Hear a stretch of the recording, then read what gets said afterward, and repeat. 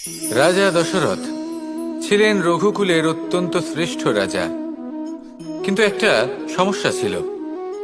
অনেক অনেক চেষ্টা সত্ত্বেও, পুজো অর্চনা করা সত্ত্বেও ওনার কিছুতেই সন্তান লাভ হচ্ছিল না। প্রজারা চিন্তিত ছিলেন যে এর পরে কি হবে, এই রঘুবংশকে কে এগিয়ে নিয়ে যাবে।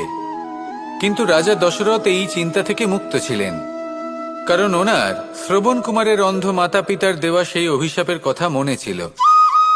যখন ভুলবশত রাজা দশরথের বাণ দ্বারা শ্রবণ কুমারের মৃত্যু হয়, তখন শ্রবণ কুমারের মাতা পিতা রাজা দশরথকে অভিশাপ দিয়েছিলেন যে তুমিও নিজেই এইভাবে নিজের সন্তানের বিয়োগে, দুঃখে, যন্ত্রণায় কাতর হয়ে মৃত্যু লাভ করবে।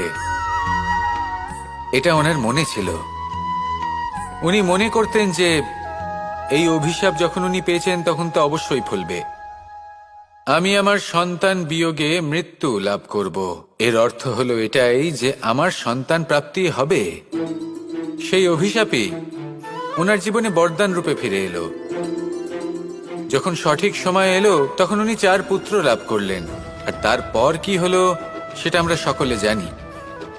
এবার এর থেকে আমরা কি শিক্ষা লাভ করলাম? যে জীবনে এই সমস্যা, এই সংকট বা কঠিন পরিস্থিতি এসব তো আসতেই থাকবে।